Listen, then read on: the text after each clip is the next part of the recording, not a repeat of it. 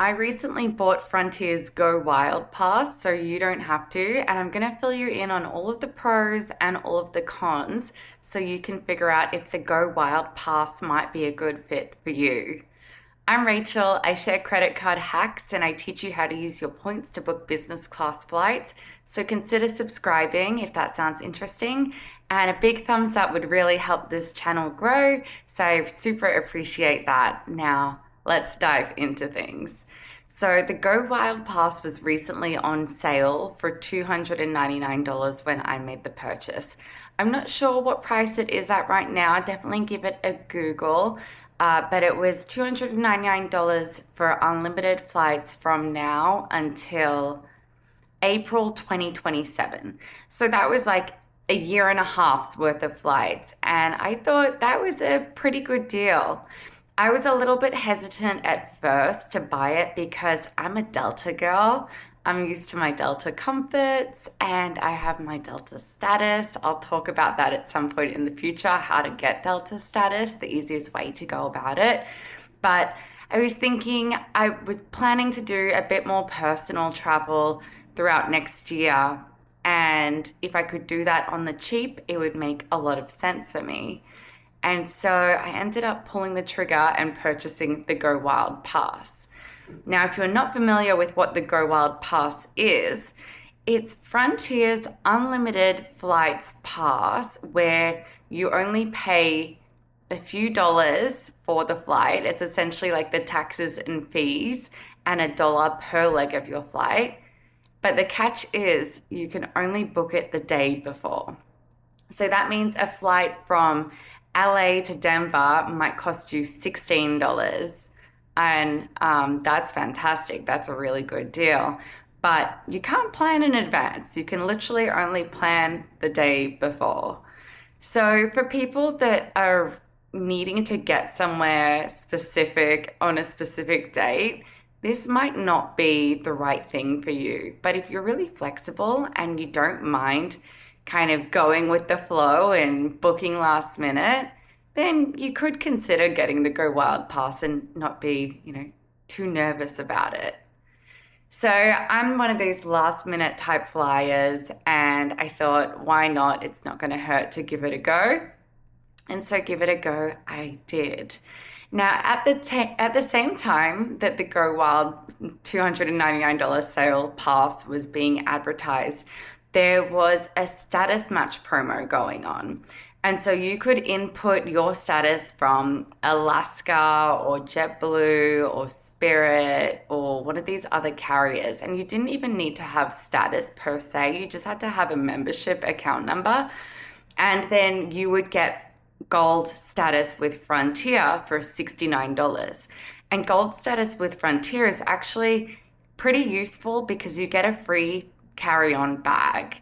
And if you don't have gold status and you're paying for your carry-on bag, it's $99, which is so expensive. It's so expensive for a carry-on bag when you're used to them being free with most of the other airlines if you're not flying super, super budget. So I thought I'll do this status match promo. And I input my details along with my Alaska account number. I put my credit card details in and I thought for $69, this is a steal because if I take 5, 10, 15 flights with Frontier, I'm going to need a carry-on bag for when I'm flying and I'm not going to be able to pay $99 for each of those flights or not want to pay it, I should say. And so I did it and I didn't think much more about it for a while. It was probably a month after that when I thought about booking my first Frontier flight. And I was looking in my account and I was looking for my status. My status was nowhere to be found. My status was member. And I thought, oh no, oh no, I don't have gold status. This hasn't worked. And so I reached out to Frontier and I said, hi, I think there's been an issue here. I submitted the status match promo and I haven't received my status.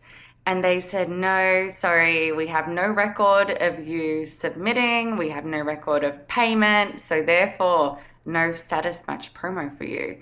And I said, no, no, no, I submitted it. I even made videos about it. I made videos and they're on TikTok and Instagram. And you could see that I had like readily talked about having bought the status match promo. But when I looked at my credit card statement, sure enough, there was no status match promo paid for. And so I tried to argue it a little bit. And I said, like, this is the date that I purchased it. And, you know, you can see on these videos, like, I screenshot all of my comments talking about how I'd paid for it and things like this. And they said, sorry, miss, the status match promo ended before you even bought your GoWild Pass or allegedly bought your status match promo. So lo and behold, I was not able to get that honored, sadly. And so I ended up booking my flight from LA to New York, and I didn't pay extra for carry-on. I was going on a 4-day trip. It actually ended up being a 5-day trip, and I just took a personal item, just a backpack. I have a video of everything that I packed into it on my TikTok and Instagram, but I actually found it quite freeing to just have my backpack. It was really easy to get around. I didn't have all of this stuff to kind of filter through when I was trying to figure out what to wear. It was really simple. I liked it.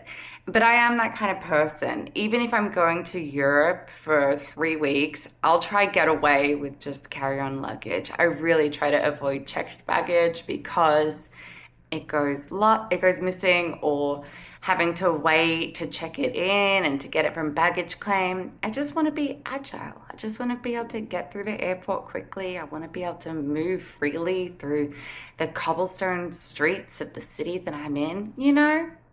So anyway, it ended up being a blessing that I just had a personal item. Well, that time spinning it anyway. So now booking the actual flight. It was pretty seamless. In the week leading up to the flight, I made sure that the flight was available, or that there was like a route that suited me. And sure enough, there was one flight direct between LA and JFK daily, basically, and that was a red eye. And so I had my eye on that flight leading up to the date, and then when it was the day before the date of flying, I jumped online and I secured that booking for $16. It was a steal. Like, it worked really well. It was really easy. I was disappointed that I didn't have my gold Frontier status, but I went ahead and made that booking and everything was fine. Of course, I didn't have lounge access when it came to getting to the airport and using the terminal via Frontier. But of course, I have a Platinum American Express card and I was able to use the Centurion Lounge there. And I had a little bonus upgrade to my Frontier flight. I thought I was just going to be flying normal because the upfront seats option that comes along with gold status wasn't going to be available to me because I didn't get my gold status. But the night before, the flight was set to go out. So I made my booking for the flight in the morning of the Thursday. And then Thursday night, as I was in bed, I received an email. It must have been just over 24 hours before the flight, or maybe at 24 hours before the flight was set to depart. And they said, you're able to now bid for the upfront seats. And if you're not familiar with the upfront seats on Frontier, they are the first couple of rows, and the seats, I think, are essentially the same, but the middle seat is blocked out. And of course, if you're row 1, you have all of that extra leg room. And so I thought, this is worth bidding for. And I bid $19 to get the upfront seats. And I was also able to bid on the exit row. So I bid $6 on the exit row seats. And you put in your payment information right there and then, but you're only charged if you win the bid. And you can bid essentially whatever you want, up to like over $100, or I think the minimum was $6. I thought the upfront seat would be super worthwhile, so I was happy to bid my $19, which funnily enough was even more than the cost of my actual flight. And when I woke up in the morning, I had an email and I had won the bid. So I don't know, I guess it was a few hours that you're able to bid. And I guess not many people had bid for those upfront seats because my $19 managed to seal the deal for me. And so I was kind of pleased with myself, and I thought I was going to have a really fantastic red eye and get plenty of sleep. Sadly, that wasn't the case. I don't know if you've ever flown Frontier, but there's something about their seats that just make it so uncomfortable. And no matter which way I was sitting, I just wasn't able to find a peaceful way to orient my body and get some sleep. And so I barely slept a wink, and I had all that leg room. I had extra room to the side of me because the middle seat was blocked out, but it was just so uncomfortable. And I think I probably got a maximum of 15 minutes sleep, which took its toll on me the next day when I was at a conference, and I was doing that thing, where you kind of like close your eyes and you kind of nod off and then you shake back awake. That was me. It was super embarrassing. But that flight kind of gave me PTSD, I feel. I shouldn't joke about that. I'm sorry if anyone's offended by that.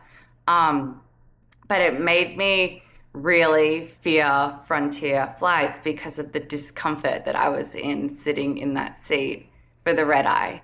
And so I think that it would be way more pleasant to just fly short distances with Frontier on their GoWild Pass. So maybe from LA to Vegas or LA to San Francisco, if those flight routes are available. I actually haven't checked it. I'm sure LA to Denver. But that would be a better flight because it's just short and you can sit up straight and you won't have Wi-Fi and you won't have entertainment. But if you come prepared with some podcasts downloaded or maybe some Netflix shows downloaded on your phone, it'll be fine. But a long flight and a red eye, I'm going to say don't do it to yourself. It's not worth it. You're worth more than that. Your comfort and happiness, it's worth more than that. I was pleasantly surprised that the flight left on time and boarding was pretty quick and seamless. I actually think they started boarding a little bit early. The flight attendants were a little bit rude, but that's okay. I mean, a little bit rude. It's been a long day for them, I guess, and they probably have to put up with a lot of rude people too, so we'll give them a break on that. Otherwise, I would just say it would be helpful for you if you're evaluating buying the GoWild Pass to check a search tool like flightconnections.com, which will show you all of the routes that are available to you flying Frontier, because that is something that I wasn't super aware of. I didn't do my due diligence as deeply as I should have, and a lot of their flight paths connect in a way that isn't super convenient. So if I'm flying to Miami, I probably have to connect in Atlanta or Chicago or something like that, which, it's not ideal for me when I do really appreciate my time and convenience. So that's worth looking into, but it's so cheap, and I would say I've already made my money back. When I booked that flight from LA to JFK, it was $326, and I paid $16 plus just my $19 for the bid to go in the upfront seats.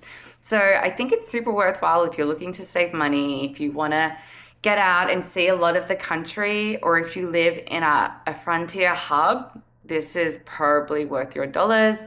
And I've already gotten my money back. I will probably use it a couple more times, but now I understand that I'm just a little bit too precious for Frontier, and that's okay. That's okay.